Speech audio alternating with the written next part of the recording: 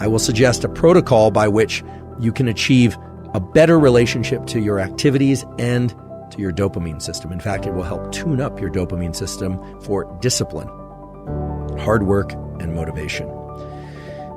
Hard work is hard. Generally, most people don't like working hard.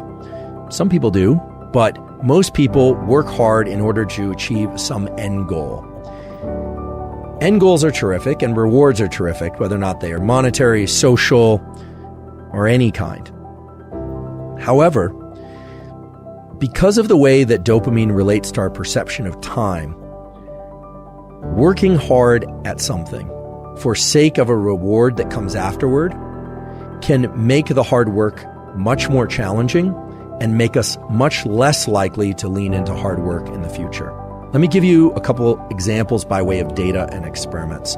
There's a classic experiment done actually at Stanford many years ago in which children in nursery school and kindergarten drew pictures. And they drew pictures because they like to draw. The researchers took kids that like to draw and they started giving them a reward for drawing. The reward generally was a gold star or something that a young child would find rewarding.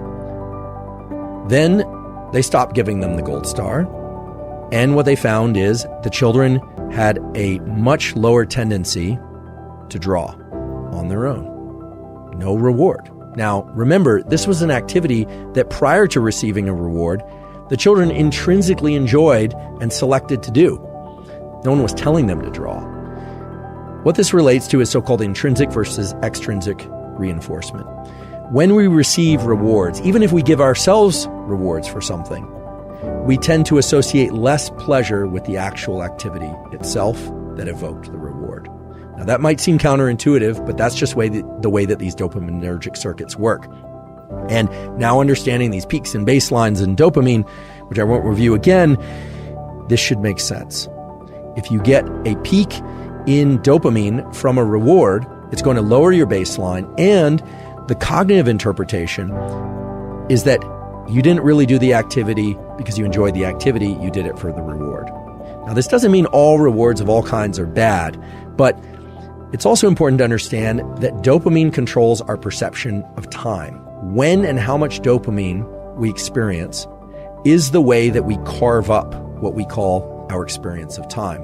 When we engage in an activity, let's say school or hard work of any kind or exercise, because of the reward we are going to give ourselves or receive at the end, the trophy, the sundae, the meal, whatever it happens to be, we actually are extending the time bin over which we are analyzing or perceiving that experience.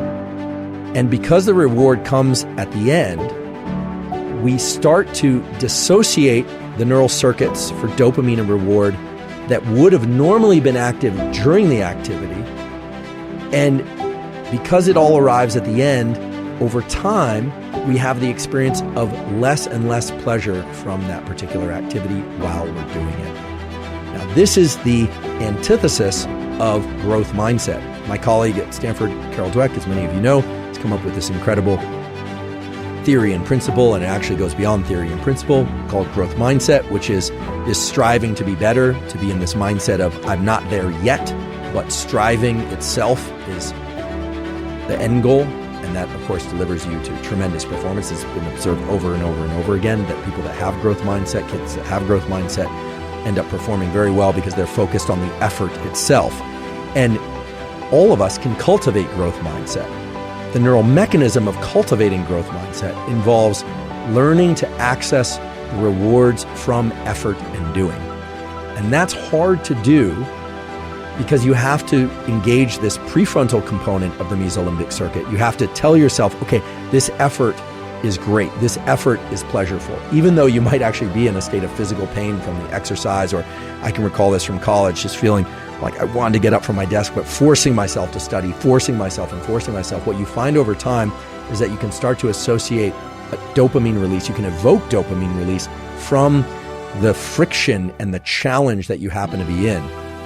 You completely eliminate the ability to generate those circuits and the rewarding process of being able to reward friction while in effort if you are focused only on the goal that comes at the end, because of the way that dopamine marks time. So if you say, oh, I'm going to do this very hard thing, and I'm going to push and push and push and push for that end goal that comes later, not only do you enjoy the process of what you're doing less, you actually make it more painful while you're engaging in it.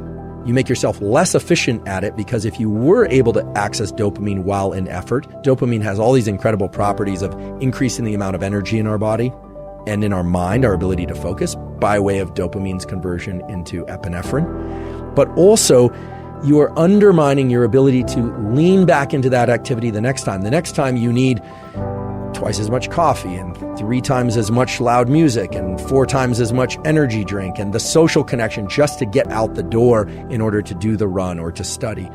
So what's more beneficial, in fact, can serve as a tremendous amplifier on all endeavors that you engage in, especially hard endeavors, is to A, not start layering in other sources of dopamine in order to get to the starting line. Not layering in other sources of dopamine in order to be able to continue, but rather to subjectively start to attach the feeling of friction and effort to an internally generated reward system. And this is not meant to be vague. This is a system that exists in your mind, that exists in the minds of humans for hundreds of thousands of years, by which you're not just pursuing the things that are innately pleasurable, food, sex, warmth, water when you're thirsty, but the beauty of this mesolimbic reward pathway that I talked about earlier is that it includes the forebrain. So you can tell yourself the effort part is the good part. I know it's painful. I know this doesn't feel good, but I'm focused on this. I'm going to start to access the reward. You will find the rewards, meaning the dopamine release, inside of effort if you repeat this over and over again. And what's beautiful about it is that it starts to become reflexive for all types of effort. When we focus only on the trophy, only on the grade, only on the win as the reward, you undermine that entire process. So how do you do this?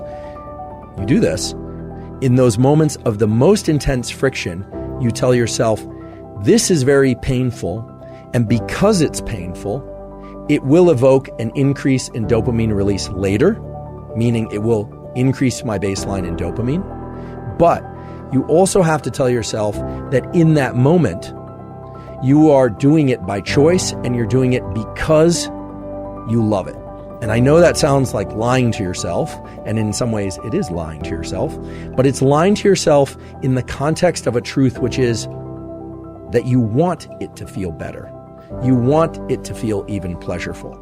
Now, this is very far and away different from thinking about the reward that comes at the end, the hot fudge sundae for after you cross the finish line. And you can replace hot fudge sundae with whatever reward happens to be appealing to you. We revere people who are capable of doing what I'm describing.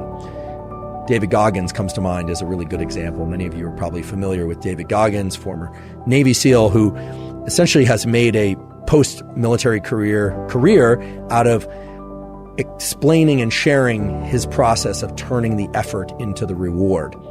There are many other examples of this too, of course. Throughout evolutionary history, there's no question that we revered people who were willing to go out and forage and hunt and gather and caretake in ways that other members of our species probably found exhausting and probably would have preferred to just put their feet up or soak them in a cool stream rather than continue to forage. The ability to access this pleasure from effort aspect of our dopaminergic circuitry is without question the most powerful aspect of dopamine and our biology of dopamine. And the beautiful thing is it's accessible to all of us. But just to highlight the things that can interfere with and prevent you from getting dopamine release from effort itself, don't spike dopamine prior to engaging in effort. And don't spike dopamine after engaging in effort. Learn to spike your dopamine from effort itself.